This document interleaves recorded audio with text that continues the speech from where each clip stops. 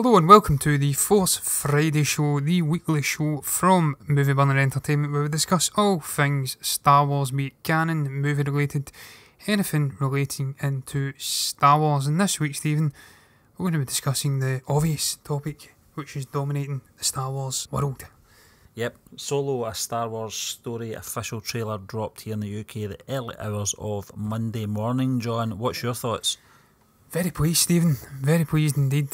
As I says, turn of the year, this is one of my most anticipated films of the year, just because it's Star Wars.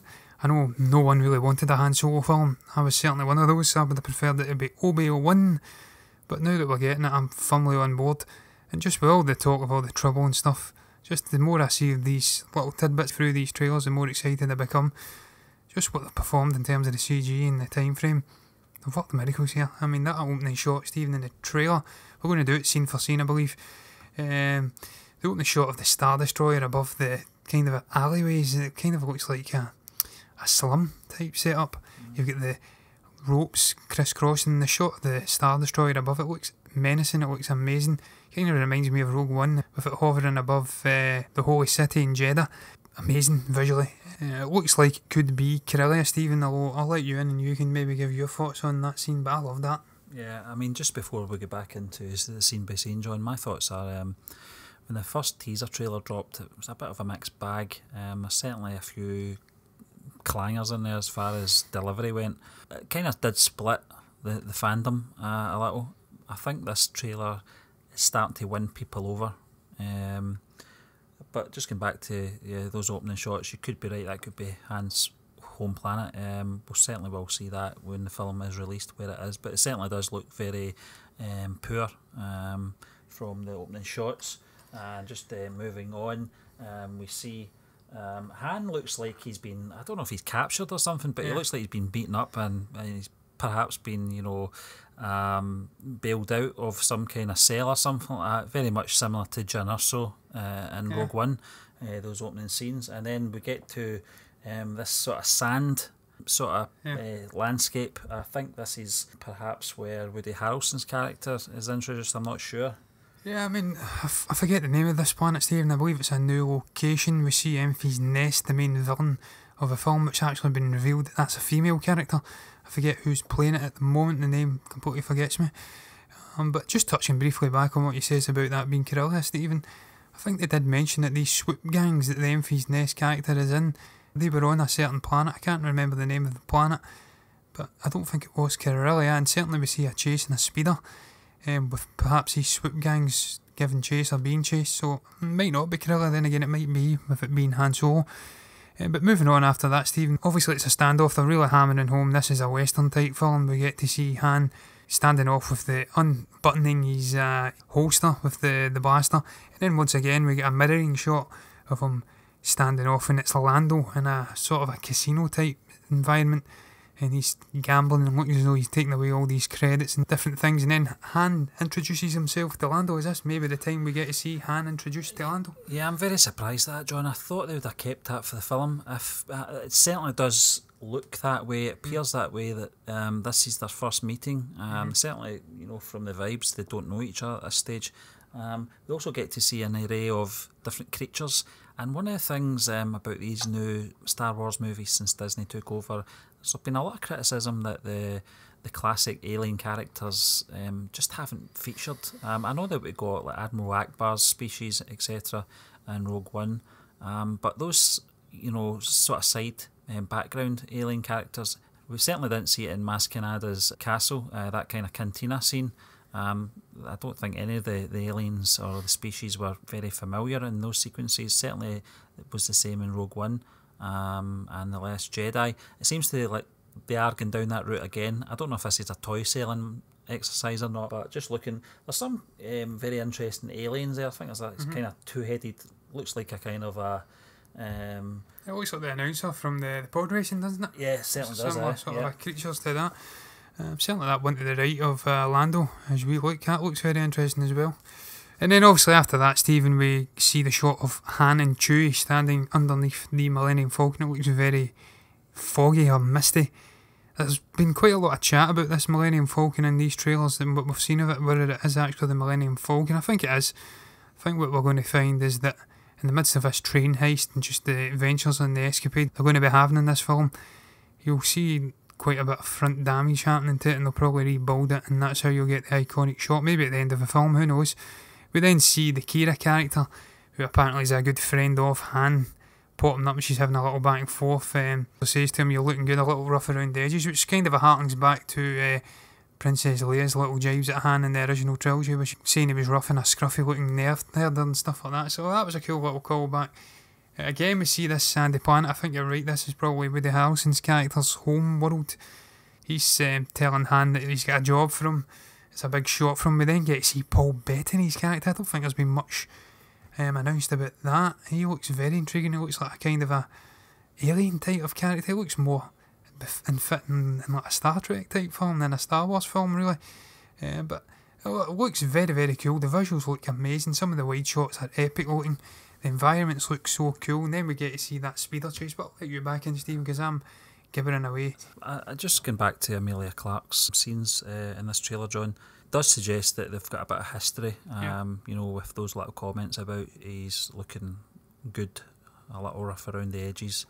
I think she might be the orchestrator of this heist that's going to go down. I think she knows that he's a reliable chap to get the job done. That's what it looks like.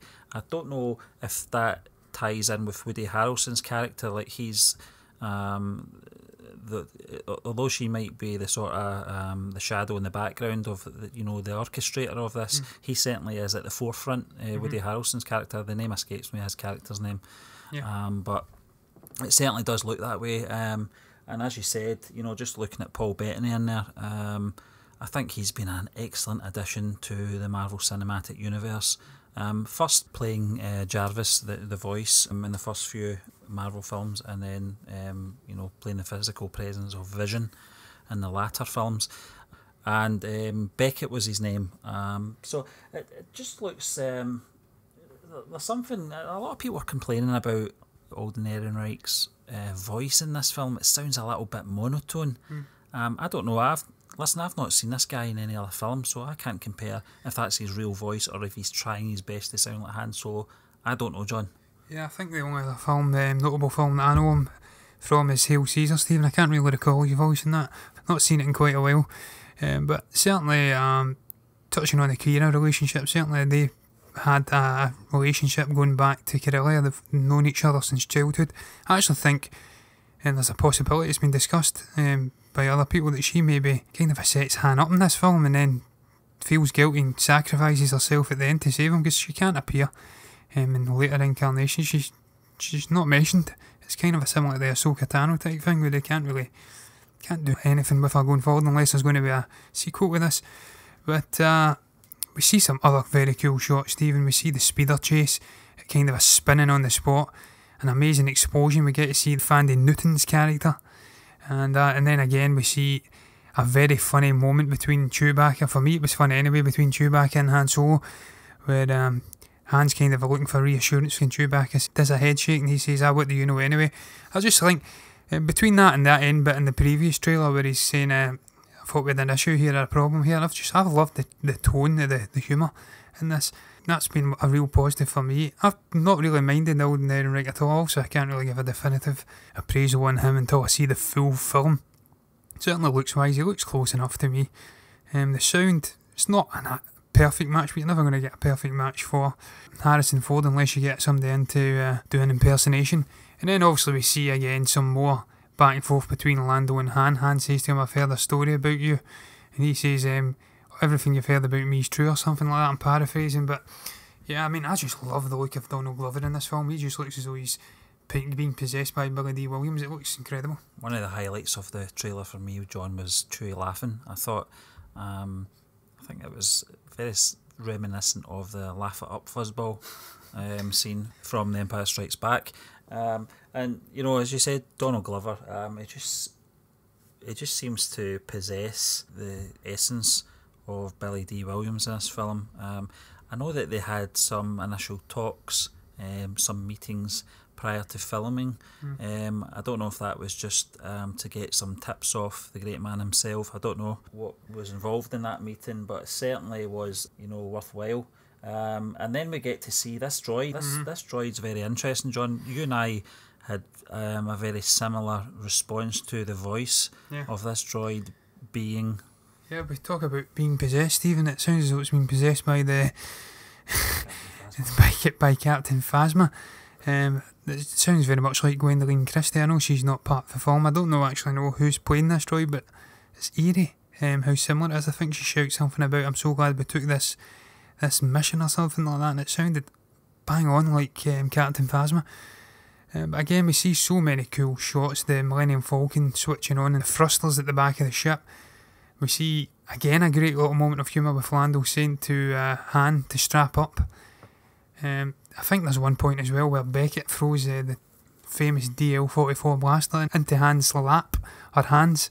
So that's maybe how he gets that gun. And then that shot of the train tilting on the line. This must be the train that the infamous train heist is going to be taking place on. This looks amazing, this whole sequence with the train kind of careening round this mountainside, and it looks quite a bit up. We're seeing people shooting on top of it. And then we get a stunning shot of the Millennium Falcon going across the clouds, and it looks like a sunset. It kind of reminds me of Bespin from Empire Strikes Back. But there's so many cool moments in this 2-minute trailer, man. Yeah, those chaps that are on top of the train look very much like some kind of form of troopers. I don't know what kind of troopers they are, John. Yeah, there was something released about that. There's a new Stormtrooper. I can't remember what type it is. Yeah, it might be Dark Trooper, but it's the new Stormtrooper. They look very cool. Yeah, I'm just thinking if perhaps they're going down the road of, obviously this, it's been widely, emphasised that this film is going to be, a heist. Certainly it looks like it's taking part on a train. I'm just thinking, is this story inspired by the Great Train Robbery? Who knows? But just moving on to the next sequences, I love that shot of the train spinning round, on those tracks. We get to see a walker. Yeah. Chewbacca looks like another Wookiee he's interacting with there. Yeah, maybe that's the catalyst for Chewbacca going off with Han. I think it's sort of a Wookiee life day. It's sort of a set up in the expanded universe from back in the day. Don't know if that's the similar route they're going down in this new canon. Maybe Han saves him and his friend dies, and that's him. He's got a life debt to Han from then onwards. But I don't know who the name of that other Wookiee character is, but we get to see a very cool whip type weapon that glows red. Kind of reminded me of Wonder Woman and that whip she had. That's a very cool sequence. And then there's a bit with a stormtrooper or something diving. It looks like a long jump kind of a setup. Kira's getting into the action. And then we see probably the worst part of the trailer for me. A cliffhanger moment with Chewbacca getting held outside the train by Han. Is he going to make it? We know he's going to make it. This film's before the original trilogy, in which Chewbacca is a massive part. Yeah, it's like Partridge, isn't it, Stephen? James Bond's going to die. No, he's not.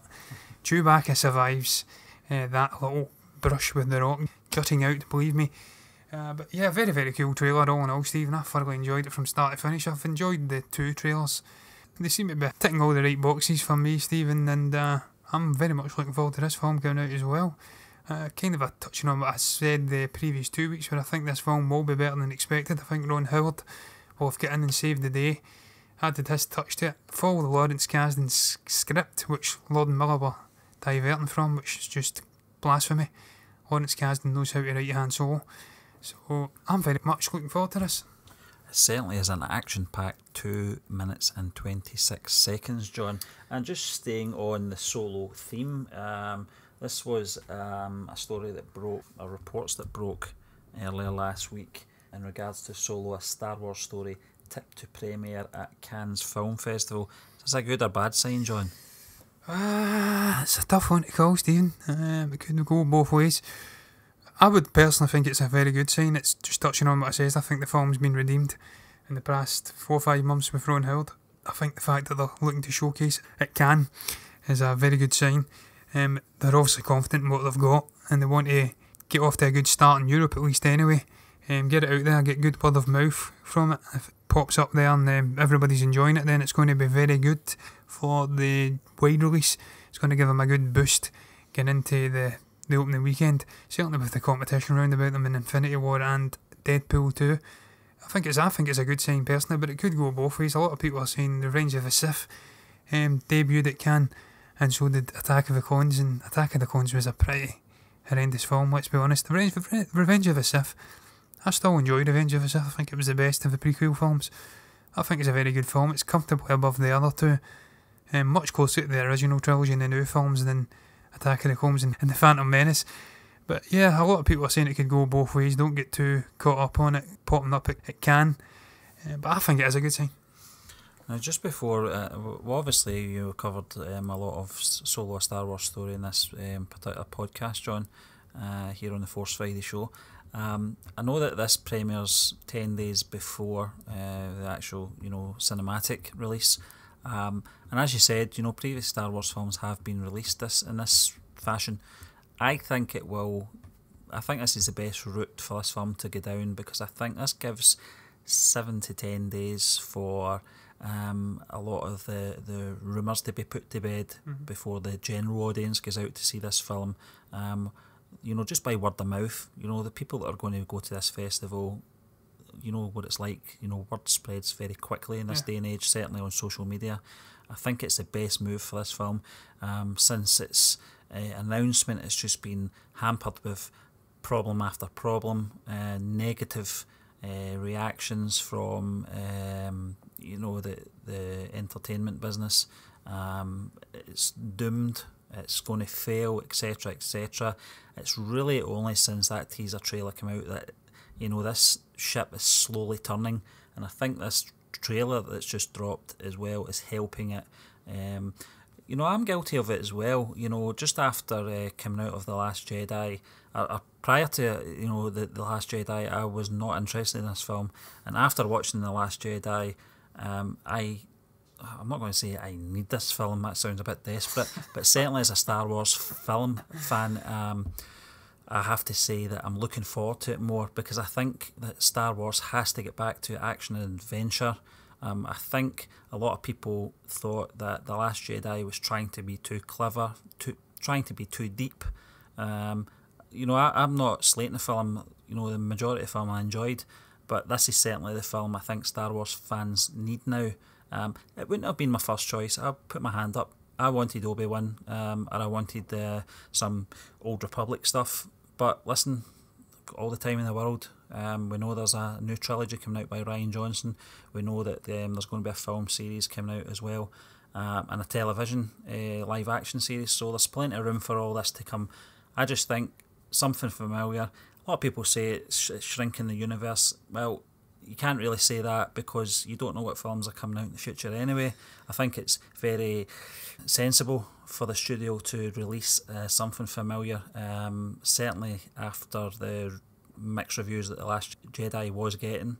I'm certainly looking forward to this film now, just as an escapism, and familiar characters.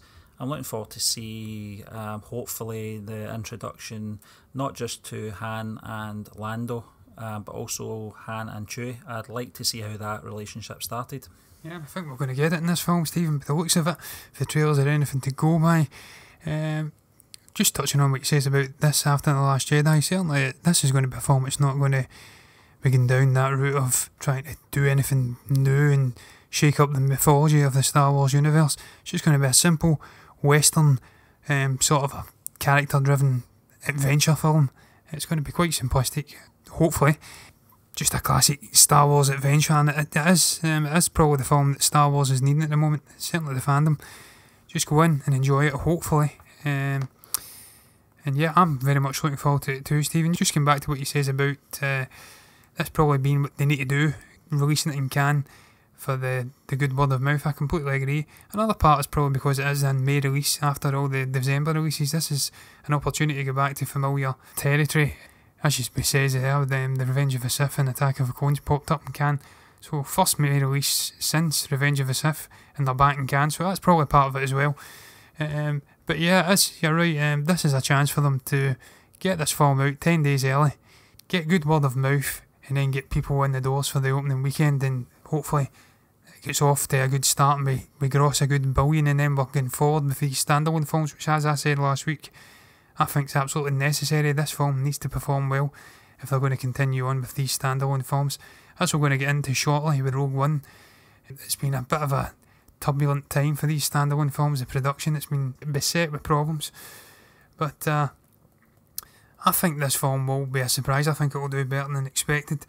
And I don't think Disney or Lucasfilm, if they thought they had a lemon of a film and it was terrible and they were wanting to cover it up, I don't think they would be firing it out into Cannes 10 days early. They'd be opening themselves up for big problems. It would get horrendous word of mouth and they would make very little money. Certainly in the competition they have with Deadpool 2 and Infinity War. So I think this is a very promising thing. I think it's positive. Yeah, time will tell, John. We're only a few weeks away now from, I think 3 or 4 weeks away from the release of Solo, A Star Wars Story. And just staying on the standalones, John, for our last topic of the show. This was a bit of news that broke last week. I certainly picked up this news on radiotimes.com here in the UK. Radio Times is quite a famous publication over here. And this was Tony Gilroy speaking out on regards to Rogue One's reshoots, saying they were in such a terrible, troubled mess. The writer said that this is the first time he's spoken out about his role in reworking the spin-off. Gilroy, who was drafted in at a late stage to contribute to Gareth Edwards' movie, said the film was just in so much terrible trouble that all you can do is improve their situation. He described the situation when he arrived as a mess and such a swamp. Very much like Dagobah, I'm pretty sure. Gilroy, who was speaking on the Moment with Brian Koppelman podcast on Monday, said that he knew how to solve the film's issues straight away. He said, if you look at Rogue, all the difficulties with Rogue, all the confusion of it and all the mess, and in the end, when you get in there, it is actually very, very simple to solve, Gilroy said. Because you sort of go, this is a movie where folks just look, everyone is going to die, so it's a movie about sacrifice.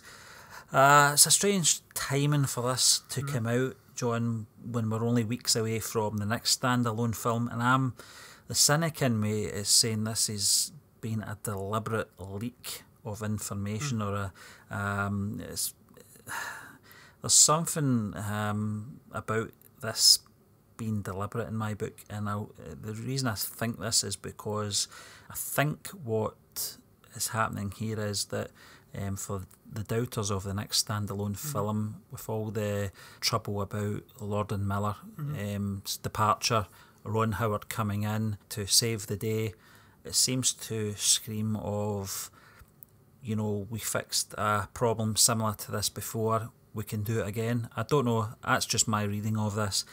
Another thing that really does annoy me about this announcement is, although it's not really directed at Gareth Edwards, I think this is a bit of an insult to the director, and it's a bit embarrassing for the English director too. I feel that Gilroy doesn't have to speak out about this. We all know he came in. We all know that he came in to rework some of the additional scenes and coming in to do those reshoots, which I think took place over several months. Certainly the end result was a success. I think there was more pluses than negatives to the release. It's certainly one of my favourite Star Wars films to date, from the new regime.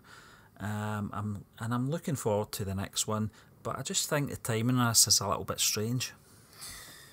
Yeah, I agree with much of what you've said, Stephen. I do think it's a slap in the face to Gareth Edwards. I think it's very disrespectful to come out and air this in the public, really, without giving him any warning. I think he done it on a podcast or something like that. I don't know. Maybe I've read that wrong. But yeah, it's very disrespectful. You would think Disney would probably want to sue him for this, I would have thought. Certainly, if they've not given the all clear for this to come out, I would be getting on to my lawyers if I was him, because he's probably going to get a letter in the door from Disney. Certainly, if I was Disney, I'd be suing the hell out of him for coming out, because there must be a clause in there where he can't come out and speak. That must have been part of the contract. But certainly, I also agree with you, Stephen, about it showing that this could be a similar situation with Han Solo. That was the first thing that came to my mind. They're showing here that this was a utter carnage. I think the rumours were up to 40% was reshot. He's come in, he's sorted it. This has probably been done to show that, look, we've sorted this one, we can sort Han Solo as well. I think it's very deliberate with the timing as well. We're only 3 weeks away from the release of Han Solo when this comes out. Yeah, the first thing that came into my mind. And it probably does paint a better picture for Solo Star Wars story now as well. If they've sorted that much of a problem with Rogue One, then it certainly shows they're capable of doing it again. And as I touched upon earlier, I think they have done it again. But time will tell with that one. In terms of the other comment he made about not being a Star Wars fan, he never had any real connect with it. And I think that allowed him to come in with a clear mind and sort the problems out. I think he said something about they were tying themselves in knots, the people were there already. I thought that was a little bit unnecessary. Basically bragging he's not a Star Wars fan. Well, who cares, mate? You come in, you got your paycheck, go away. That's the first thing that comes to my mind. I thought that was unnecessary too. But certainly, he's earned a screenplay credit, so his changes were very extensive. And they were probably positive as well. I don't think that Darth Vader scene at the end was in there. I think that was probably very different in the original cut. I think when we first seen the trailer, we seen him on the Death Star. So I think he's changed a lot. I think we originally were getting an escape along the beaches of Scarif. We seen Jyn Erso running along the subway in London as well. It was shot in the Canary Wharf subway. We've seen that, and that wasn't in the original. We've seen the TIE fighter coming up, that wasn't in. So there was drastic changes put in place for this film. That much is definitely clear. But I'm going to take a positive out of this one, not the negative, even though I don't like the way that this Gilroy chat was came out and worded this. I think it's a bit disrespectful to Gareth Edwards, and just the unnecessary Star Wars, I'm not a Star Wars fan crap. But I'm going to take a positive from this. I digress, Stephen. If they've sorted the problems on Rogue One and they were that extensive and it was that much of a mess, then certainly they're capable of doing it on Han Solo, and I hope they do. I know this interview took place over a podcast, John. It's certainly, some cynical and paranoid people out there probably would see this as a set-up by the studios. Yeah, it could be. Just to reassure them that these things can be fixed. Who knows? Gilroy is more famous for being a screenplay writer, certainly with the Bourne franchise. He's done a couple of films, directed a couple of films. I think one of them was a Bourne film as well.